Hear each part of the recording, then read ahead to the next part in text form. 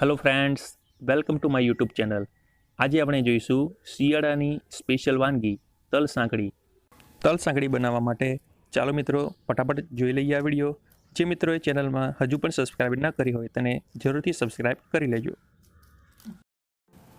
તલ સાંકળી બનાવવા માટે આપણે 100 ગ્રામ જેટલા તલ અને 75 ગ્રામ જેટલો ગોળ એ અગાઉથી આપણે વજન કરીને રાખી મૂકીશું.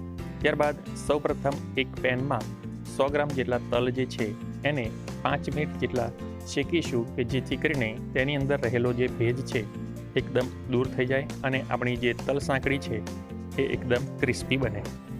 તલ બરાબર શેકાઈ જાય ત્યારે એને એક અલગ બાઉલની અંદર આપણે કાઢી લઈશું. ત્યારબાદ એક પેનમાં 1 ચમચી જેટલું આપણે ઘી લઈશું.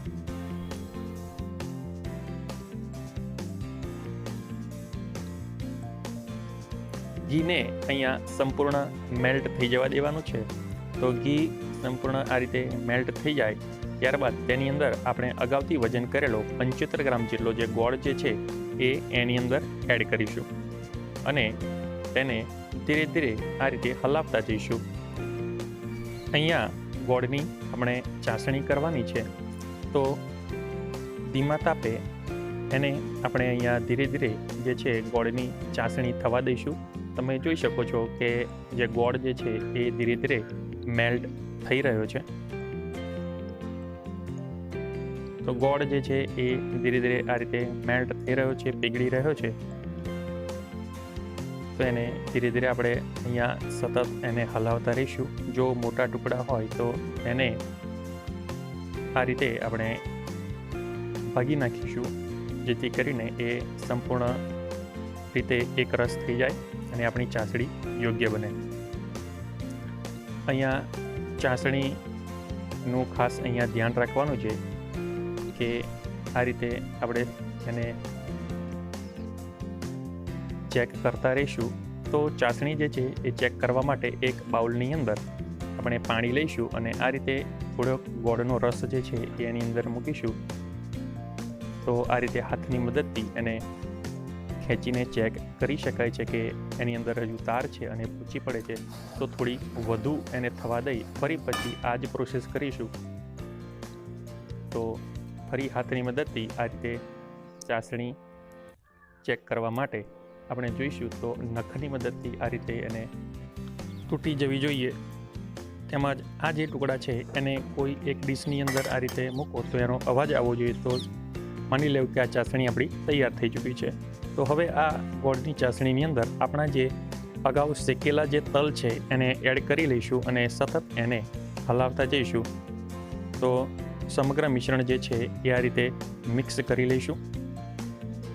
શિયાળાની સિઝનની અંદર અને ખાસ કરીને ઉત્તરાયણના પર્વની અંદર ખૂબ જ ખવાતું હોય છે એવી આ તલ સાંકળી જે છે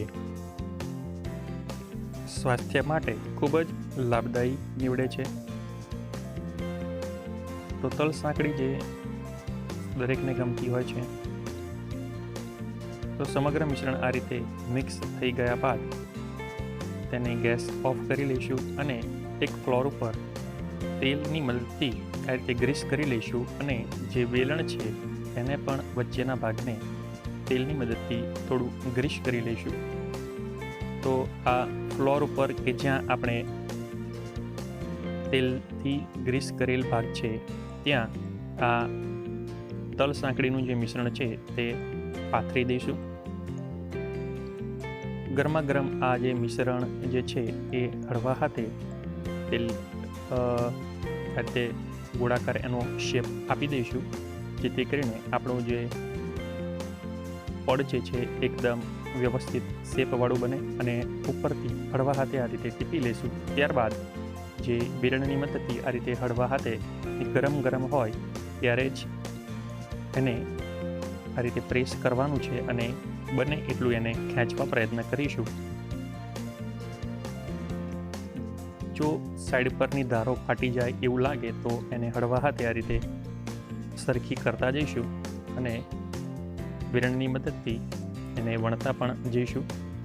તમે જોઈ શકો છો કે આપણી જે તલ સાંકળી જે છે એ તૈયાર થઈ રહી છે અને આખું પડ જે છે એ એનું આખું તૈયાર થઈ રહ્યું છે. આ પડને બીજી બાજુએ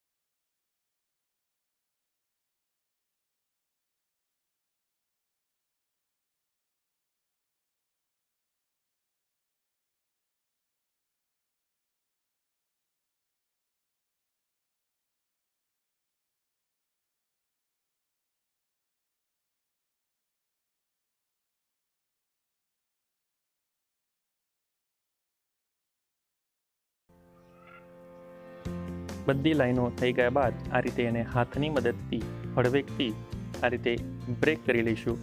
ત્યાં સુધીમાં જે આપણી ચીકી છે એ ઠંડી પડી જશે. તમે જોઈ શકો છો કે એકદમ પતલી અને ક્રિસ્પી લાગે તેવી તલ સાંકળી જે છે એ આપણી તૈયાર થઈ ગઈ છે. તો આ સમગ્ર પડને આ રીતે હળવેકથી હાથની મદદથી બ્રેક કરી શકાય છે. તો આ રીતે એને બ્રેક પણ કરી લઈશું અને એના નાના નાના પીસીસની અંદર એનું વિભાજન કરી લઈશું. સમગ્ર ટુકડા આ રીતે થઈ ગયા બાદ તેને આપણે એક સર્વિંગ બાઉલની અંદર સર્વ કરીશું. તો તૈયાર છે મિત્રો શિયાળાનું સ્પેશિયલ તલ સાંકળી. જો મિત્રો તમને અમારો વિડીયો ગમ્યો હોય તો તેને ચોક્કસથી લાઈક અને અન્ય મિત્રોને શેર જરૂર.